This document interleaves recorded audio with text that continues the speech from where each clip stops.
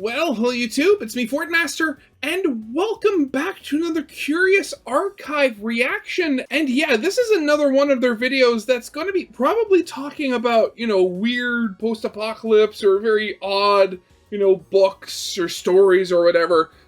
Because this is The Nightmares of Eduardo Valde s-Hevia. I hope I'm pronouncing that correctly. But yeah, from what I saw, from what I remember, I think this is a video I've been wanting to do a reaction to for a while. I just kind of forgot about it.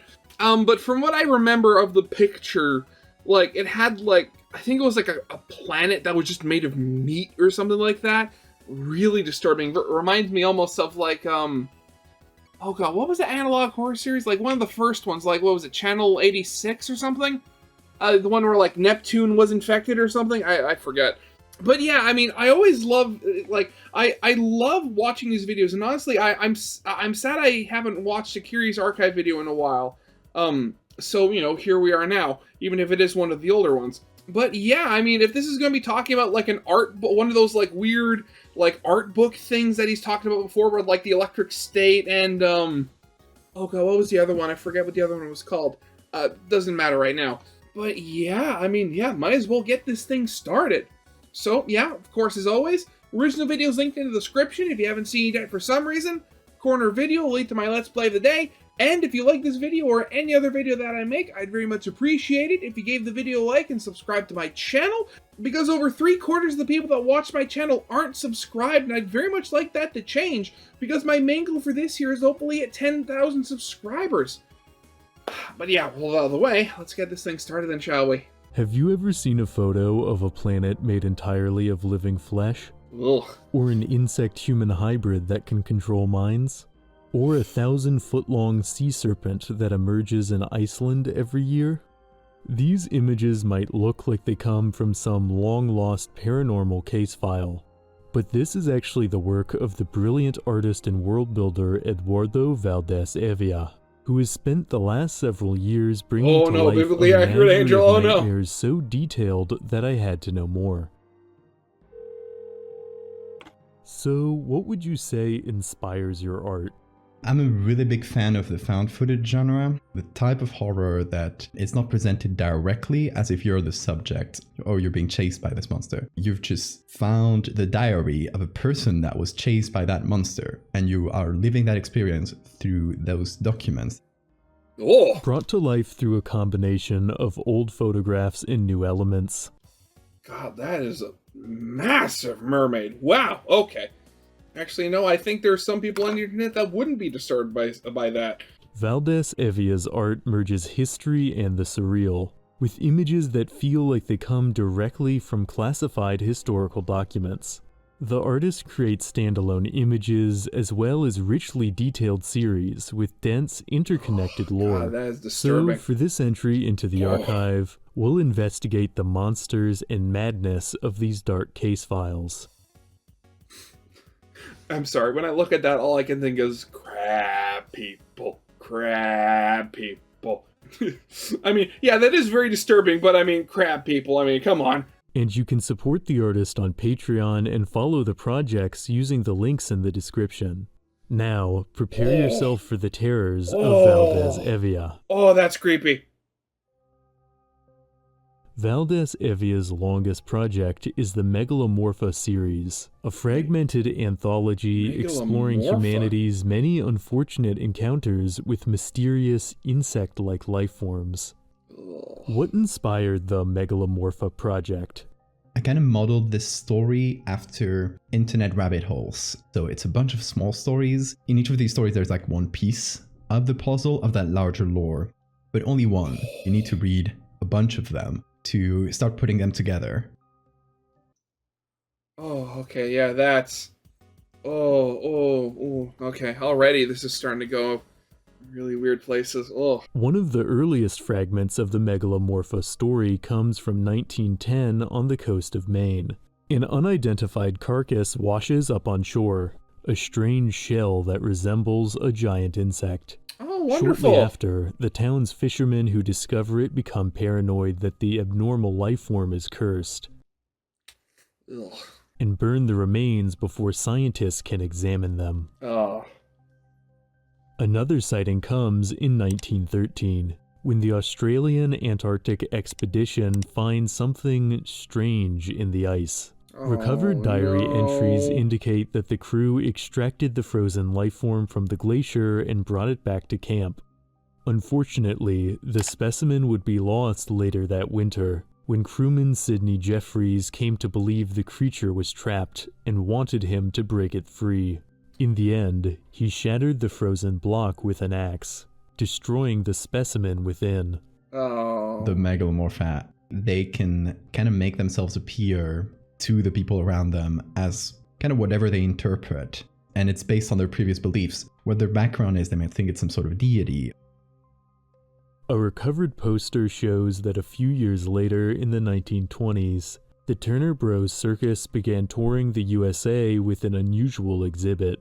They claimed it was a species of Amazonian mammoth ant, although no such genus exists. One of the two founders of the circus allegedly became obsessed with the mysterious insect and began sleeping in the cage with it. Oh god, I mean, I was expecting, weird stuff, but oh god, this is getting really weird. No, don't sleep with the giant insect. Eventually, he escaped with the ant, never to be seen again.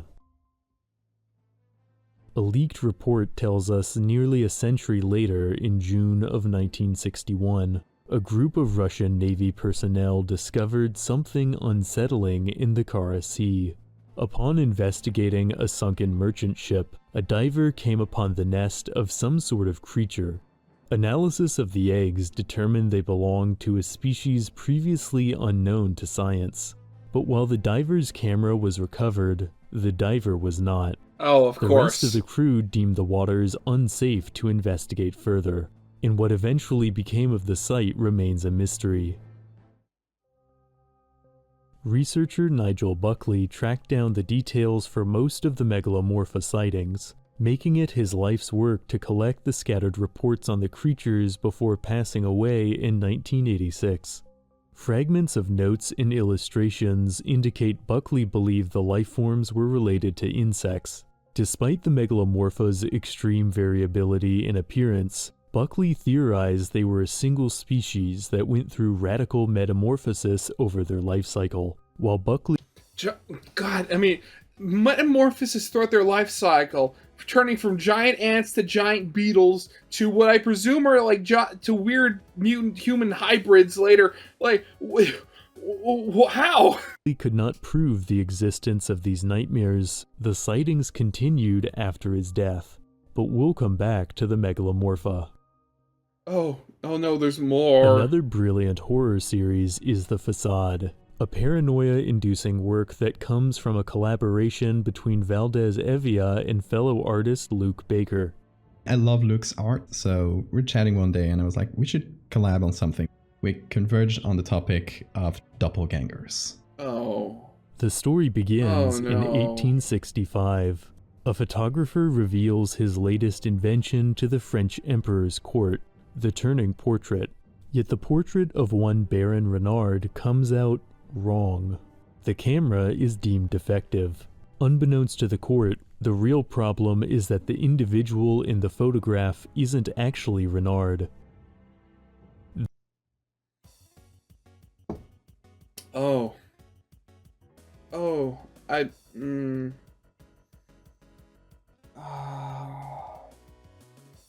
God, years of looking at analog horror, years of seeing like analog horror on like game theory and stuff like that should have prepared me for stuff like this, but honestly, it has not. It has not. The next sighting of this life form, known as the Facade, comes in 1896, when during the X-ray craze, people buy machines to show to party guests. In one such event, financier Franz Mayfield has this plate taken, revealing him to be the Facade. He keeps the print a secret until vanishing years later. Decades pass without sightings until 1960, when a 6-year-old from Chicago is admitted to the Lurie Children's Hospital. In a crayon drawing, she claims there is a monster pretending to be her mother. Her records show another breakdown at age 23, thought to be the time when the facade chose a new victim. It changes identities. Every time it's found out, it'll go out, kill someone else, and become them. The last sighting comes in 1977, when a bystander reports to the Chicago PD that he saw a man with a shifting face swallow someone whole. God, I'm just like, it seems as time goes on, their facade is getting worse and worse. Or like before, they were only able to be seen when like it was taken by like a picture and you weren't looking directly at the face. Then like the X-ray, then then just a little girl was able to see through it. Or alternatively, they saw it eat their mother, and now they're just doing it in public? Ugh. Why? Why the sideways mouth? Why the pig nose? Why the butt head? His story wasn't believed, although a single police sketch was made of the suspect. The report was not investigated, and the facade's current location remains unknown. Many of Valde s-Hevia's most striking pieces don't belong to a series, but are standalone works, like this photograph of a group of people watching the emergence of the Nidhogg. The whole idea is that this huge creature, the Nidhogg, every year explodes from the ground, but I want to set it into a world where it's a completely normal thing and everybody's used to it. The name Nidhogg comes from Norse mythology and belongs to a dragon that gnaws at the roots of the World Tree. Yet the people in these images don't revere the Nidhogg as something mythic, but rather a spectacle to be gawked at, which feels strangely realistic. I mean, yeah, if this was, to us, yeah, that's kind of weird and whatever's going on in this picture. But if that was just a thing that happened, again, every year on the clock, there are already people that go out to, like, volcanoes and stuff like that to watch them erupt and stuff. If you had something like this, like, what does this so-called dragon do when it breaks up? Does it just sort of hang out before it goes back underground, or honestly, out of everything I've seen so far, this is the least weird, because this isn't so much like analog horror or like disturbing. This is just, oh hey, people have another fancy weird thing to look at in the world. Unless this is the actual Nidhogg from Norse mythology, and it's with its like rhythmic breaking out of the ground every year, it is proceeding to gnaw more and more out of the World Tree, which may actually exist in this world, and when it's done, it may, cause the tree to topple over, which I don't even know what that would end up doing, because... Taking hoaxes and pieces of folklore and turning them into something more realistic is a motif that appears frequently throughout Valde s-Hevia's art. For example, Jenny Hanover's are hoaxes created by taking the dried carcass of a ray and fashioning it into a fanciful creature to sell to tourists. Yet one piece by Valde s-Hevia imagines a deep-sea submarine capturing a live specimen on camera, revealing an uncanny and human-like life form staring back from the dark abyss. Oh, that's it's impressive weird. How the art turns a rather ridiculous piece of folklore into something actually fear-provoking. And Valde s-Hevia isn't afraid to embrace absurdity and horror at the same time. Oh my god! That took me so long to figure out what was going on here! It's Santa Claus! Oh my god, I thought this was like some sort of weird undersea creature or something like that. It took me a second to realize that, okay, that's the sleigh, the reins, the back legs of the reindeer, that's Santa Claus, who for some reason has glowing eyes. That is disturbing, but, oh, oh god, oh no. Okay, yeah, Santa Claus is real in this world. Great. At least, every cloud has its silver lining, thankfully. And in a world, and I'm not, and, I said, and I know these aren't, all in the same world, but in a world where you have these, like, weird, psychic, giant insects, or, like, giant, like, dragons that may or may not be destroying the Tree of Life, at the very least, Santa Claus is real. One of my favorite pieces shows a trail camera catching something strange on the 25th of December 2020. The following Christmas, the owner of the camera hears a horrible cracking sound like breaking bones coming from their fireplace. Figuring migratory birds had made a nest inside, they take a picture up the chimney. The creepy and the funny is really easy to... I take back what I said about Santa. Why does Santa have to be a morbid cryptid? No, why would you have to do that to Santa? to mix together. I like doing both. One of the best combinations of creepy and funny comes from the crab person images, a project in which volunteer test subjects undergo a procedure intended to evolve their human body plans into something more advanced, with unexpected results. A mad scientist tried to speed up evolution just to see what mankind would evolve into, and oh no, it evolved into crabs. Carnerization, at least I think that's what it's called, but oh god. You know, I remember, I think out there, I can't remember which one it is, but I think there's specifically like an SCP or an SCP tale or something like that, specifically about that. And about like where you just have, where like a process happens where people just spontaneously around the world start turning into crabs, like actual little crabs. And I remember how I read it and I don't know why, but I was genuinely freaked out about it. Like, it honestly did scare me. Even though this is arguably much worse. This series is a play on carcinization, or the there we tendency go. of crustaceans to evolve into crabs, an amusing natural phenomenon I've discussed before on the channel. So perhaps the ultimate human would also have a defensive ribcage shell and a keratinous claw. Of course, some of Valde s-Hevia's work is more overtly terrifying. Returning to the fragmented Megalomorpha series, the next glimpse of the giant insect's influence comes in Norway in 1953. Here, an isolated church becomes a strange cult, worshipping a mysterious being. Journalist Erling Jorgensen is allowed to visit the community and take pictures, although he is not permitted to enter the church during sermon hours.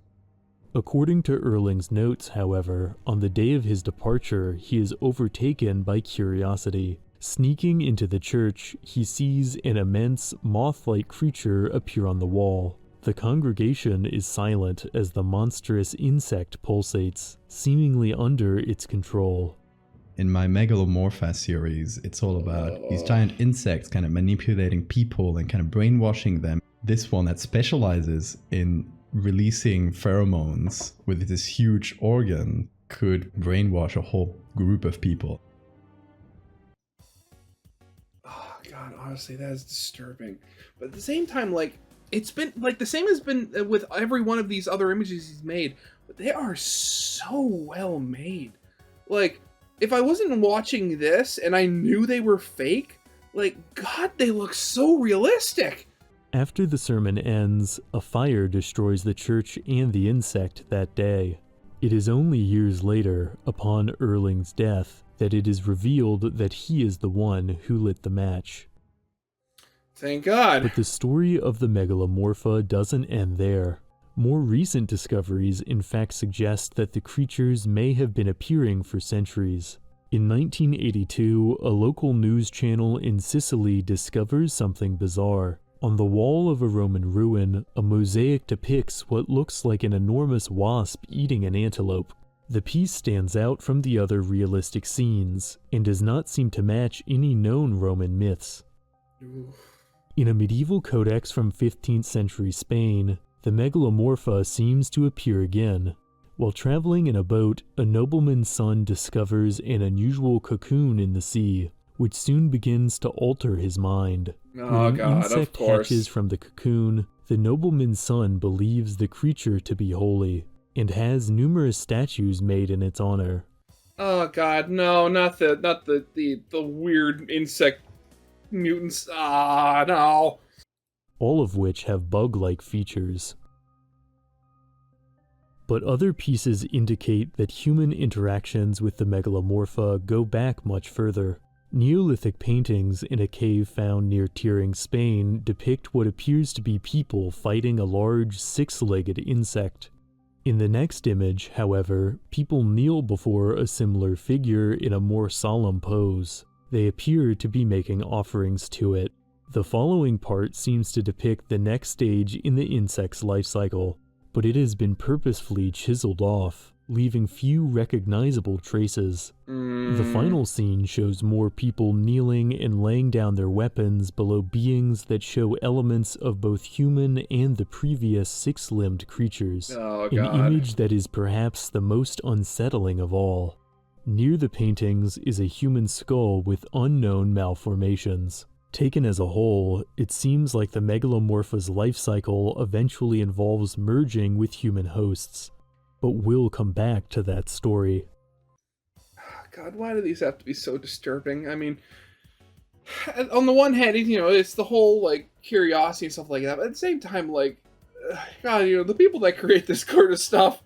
Across Valde s-Hevia's Gallery of Terrors, Ah, yes, the meat planet. Another ingeniously bizarre concept is Icemilkgooner, a planet seemingly made of living flesh that passes close to Earth. There's something cosmically terrifying and strangely amusing about this visual, with veins crisscrossing the planet like rivers, and spots that resemble eyes where craters should be.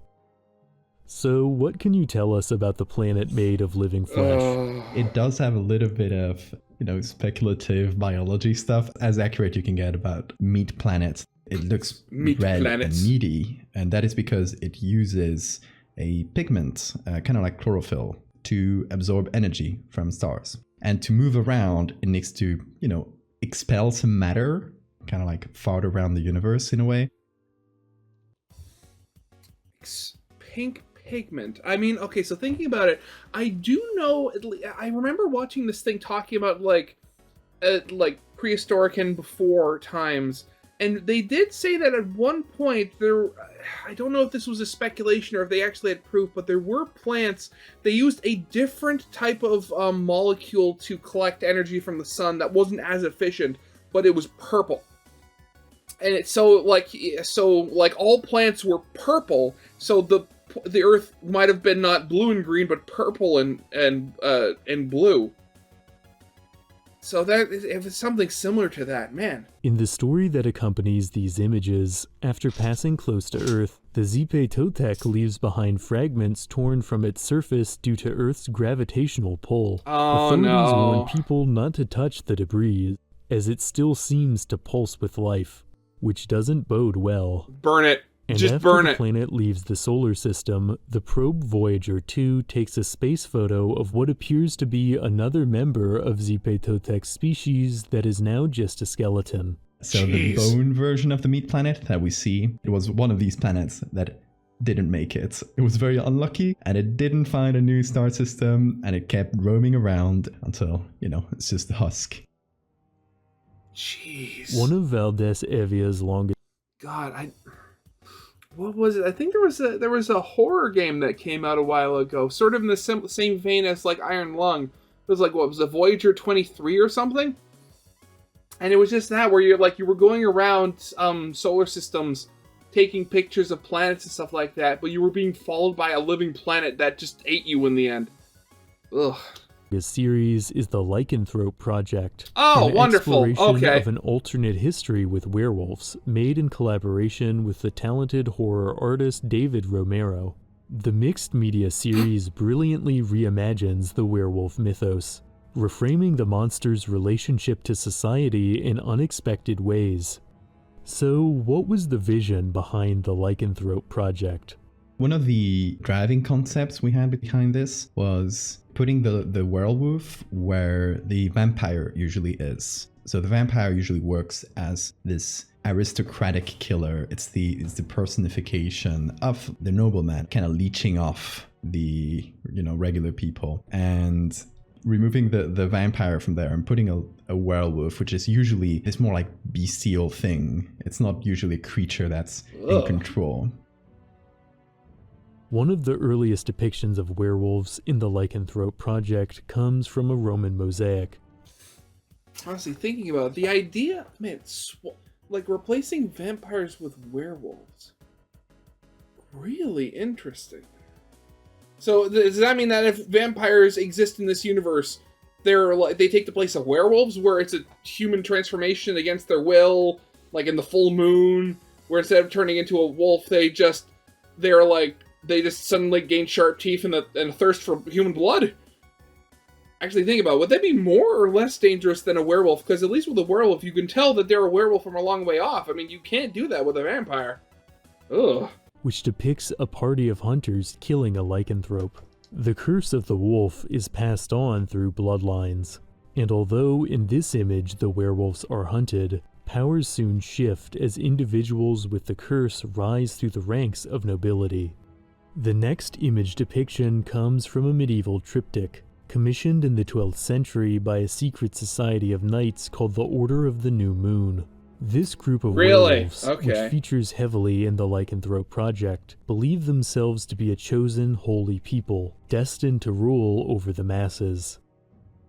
Inching closer to the present, an old photograph shows how in some insular Nordic communities, old customs of worshipping lycanthropes are still maintained. God, man, what is it about, why in all of these universes is it always Scandinavia that's always really weird and messed up? In ancient times, these groups practiced initiation rites that often included wearing masks shaped like wolf heads, showing how the influence of werewolves has spread across the globe. In time, the ranks of the secretive Order of the New Moon opened to a select few. At the dawn of the 20th century, powerful figures begin intermarrying into the family, lured by the promise of joining the Lycan bloodline. Today, the higher ranks of the enigmatic order are said to be formed by the rich and powerful from across the world. The full extent of their reach, however, is left a mystery. Like many of Valde s-Hevia's projects, the narrative is intentionally open-ended, encouraging the viewer to fill in the gaps. God, honestly, just look at that. That is a very disturbing depiction of a werewolf, because usually, werewolf is depicted as, humanoid, but fully wolf, and if you just took the head, it would look, just like an animal. But no, this with no cheek muscles, where it just gets an open jaw all the way back, and the coloring of the fur and stuff like that, it almost looks like it has mange or something. It doesn't look like a healthy creature. It looks sick and diseased. Ugh. And to conclude our look into the mind of Valde s-Hevia, we'll return one final time to the terrors of the Megalomorpha project. Some of the most illuminating fragments of the narrative are the last surviving photographs from the secretive De la Cruz family, which at last offer us a look at a Megalomorpha human hybrid. According to Adrian de la Cruz, a disowned relative who smuggled the photographs out of the family estate, the monster in this image was known to the family as Tio Alfredo. Adrian claims the creature has always been there since the time of his great-grandfathers, having convinced their minds it was part of the family. So, how did you approach designing the Megalomorpha human hybrid? It took me a long time to kind of figure out how to mix those bug and human elements. It's carrying the bones outside. The human part of it is kind of out in the exoskeleton. According to the account, honestly, all the ways you could design a human insect hybrid. I mean, you have the fly, and you have whatever version a potential furry artist would design. But no, then you have this living nightmare. Ugh, oh god, that is disturbing. Of Adrian de la Cruz, he planned to bring an end to the creature by drinking a bottle of cyanide and letting it feed upon him. It is unclear if he was successful. In any case, the tale of the Megalomorpha continues into the modern era. In 2004, a company charting the seafloor off the coast of Hawaii discovers an abandoned, remotely operated vehicle.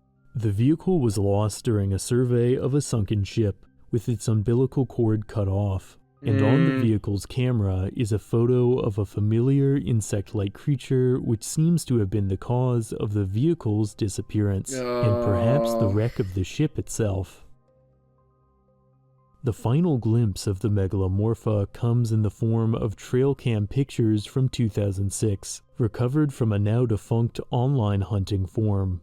As for what happened to the megalomorpha from here, however, is anyone's guess, for who can say what lurks in the dark corners of the world? Ugh. God, This brief glimpse into the striking and surreal creations of Eduardo Valde s-Hevia leaves many questions still unanswered. Oh, definitely a But according lot. to the artist himself, a mystery is most engaging when there's a little ambiguity. I'm not one for giving out the whole lore to everybody because I think that ruins a little bit of the fun. It's that found horror thing where it makes you like dig for more. Again, blue whale-sized mermaids. I mean, I can certainly imagine some people imagining that. You're kind of cursing yourself with the knowledge, but you need to know more. If you'd like to discover more of this picture again, mysterious art for yourself, there are links in the description. A tremendous thank you to Eduardo Valde s-Hevia for sharing insights into his many projects. Once again, you can support him on Patreon and follow him on social media using the links down below. And as always, thanks for watching. If you enjoyed this entry, please lend your support by liking, subscribing, and hitting the notification icon to stay up to date on all things curious. See you in the next video. I mean, again, I got exactly what I was asking for. But man, that was weird. Ooh. But yeah, that's definitely going to be it for now, because yeah, I think I'm done for today. But yeah, so yeah, I hope you guys liked. If you did, leave a like, subscribe if you have not, and I'll see you guys next time. Goodbye.